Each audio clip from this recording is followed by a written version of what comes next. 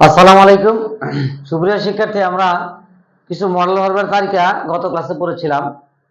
Model ভার্বের বৈশিষ্ট্য নিয়ে বা ব্যবহার নিয়ে আমরা কথা বলেছিলাম। তো আজকের ক্লাসে আমরা কিছু সেমি মডেল ভার্ব নিয়ে কথা বলবো। সেমি মডেল ভার্বটা আসলে কি? সেমি মডেল মডেল আমরা বলছিলাম যারা সর্বদা কি হয়, সাহায্যকারী ভার্ব হিসেবে ব্যবহৃত, অক্সিলারি ভার্ব হিসেবে ব্যবহৃত, কখনো এরা প্রিন্সিপাল বা মূল ভার্ব হিসেবে ব্যবহৃত হতে পারে না। এটা হচ্ছে মডেল ভার্বের বৈশিষ্ট্য। মডেল ভার্ব এটাকে মূলত মডেল ভার্ব বলে। সেমি মানে অর্ধ। অর্ধ মডেল ভার্ব কেন বলছে? যে অর্ধ মডেল ভার্ব হচ্ছে যে কি অর্ধ মডেল ভার্ব যেটা কখনো মূল ভার্ব হিসেবে হয়, কখনো কি হয়, সাহায্যকারী ভার্ব হিসেবে ব্যবহৃত হয়। সেমি মডেল ভার্ব কাকে বলে? যেটা কখনো মূল ভার্ব হিসেবে ব্যবহৃত হয়, আবার এটা কি হয়, যে সাহায্যকারী ভার্ব হিসেবেও ব্যবহৃত হতে পারে। তাহলে এই যে এখানে আবার তাহলে কিছু দিছি মডেল ভার্ব। সেই মডেল ভার্ব কি দিছি? Need, dare, use to, get ইত্যাদি। তো ইউজ টু, গেট এটা আলাদা করে আমরা ব্যবহার করব, বিশেষ করে পাস্ট ইনডিফিনিট করতে গেলে ইউজ টু ব্যবহারটা আমরা করব। তো আজকের ক্লাসে আমরা নিড ও ডিয়ারের ব্যবহার নিয়ে একটু কথা বলবো। আর এগুলো আমাদের লাগতেছে কেন? পাস্ট ইনডিফিনিট পড়তে গেলে কিছু মডেল ভার্ব নিয়ে আমাদেরকে কাজ করতে হবে। এরপরের ক্লাসটা আমরা টু ডু ভার্ব দিব। টু ডু ভার্ব নিয়ে আরেকটা মজার তথ্য ইনশাআল্লাহ বলবো।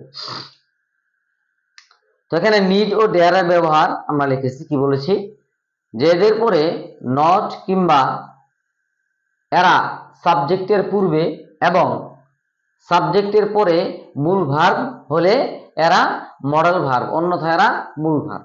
এক কথায় সহজভাবে বুঝাই দেই, আমরা কিন্তু মডেল ভার্ব পড়তে গেলে কি বলছিলাম, যে মডেল ভার্বের যদি নেগেটিভ করতে যাই তারপরে নট বসে, মডেল ভার্বের পরে সর্বদা ভার্বের কি হয়, বেস ফর্ম হয়। মডেল ভার্বের পরে সর্বদা ভার্বের কি হয়, বেস ফর্ম বসে। এখানে আরেকটা সেন্টেন্স করতে পারি, আবার দুইটাও করতে পারি।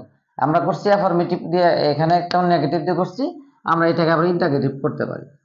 নিড করতে পারি, নিড আই, হ্যাঁ নিড,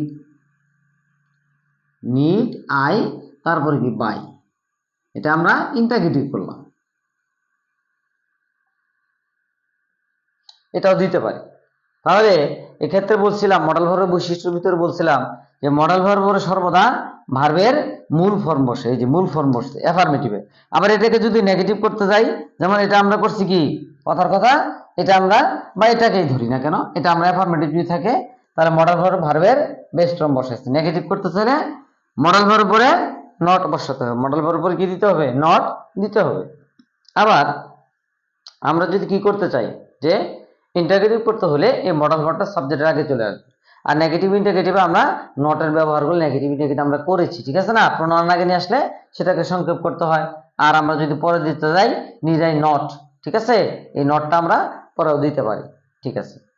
তো তাহলে এক্ষেত্রে আমরা সহজেই বুঝে যাব যে মডেল ভার্বের যদি কি থাকে, নট থাকে, মডেল ভার্বের যদি ভার্বের বেস ফর্ম হয়, ঠিক আছে, তাহলে এগুলা এই নিডের পরে যদি নট থাকে কিংবা ভার্বের মূল ভার্ব বসে, তাহলে এটা বুঝবো কি, এই নিডটা এখানে মডেল ভার্ব, কারণ এটা মডেল ভার্বের ভিতরে পড়ে যায়। আর যদি নিডের পরে আর কোনো ভার্ব না থাকে, নট না থাকে, ঠিক আছে, তাহলে এই ক্ষেত্রে আমরা বুঝে নেব কি, এটা মূল ভার্ব হিসেবে ব্যবহৃত হয়েছে। আমরা যদি এটা নেগেটিভ করে, I don't need a pen, এরকম যদি একটা দেই, যেমন I need a nice book, এখানে নিডটা কি মূল ভার্ব, কারণ কি এরপরে কোনো নট নাই, এরপরে ভার্বের কোনো বেস ফর্ম নাই।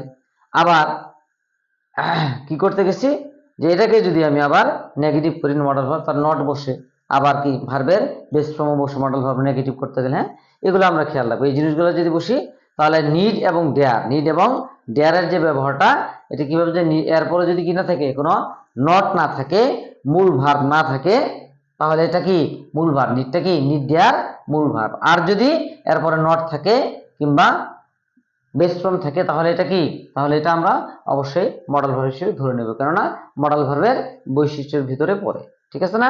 আর ইন্টারগেটিভ করতে চাইলে আমরা কি করতে পারি, এই যে আগে নিয়ে আসলাম, ঠিক আছে না? এখানে কি, কারণ ইন্টারগেটিভ করতে চাইলে সর্বদা সাহায্যকারী ভার্ব সাবজেক্টের পূর্বে চলে আসে, যে আমরা যেহেতু সাবজেক্টের পূর্বে নিয়ে আসছি, তাহলে নিডটা ডেফিনেটলি এখানে কি মডেল ভার্ব, এখানে সাহায্যকারী ভার্ব।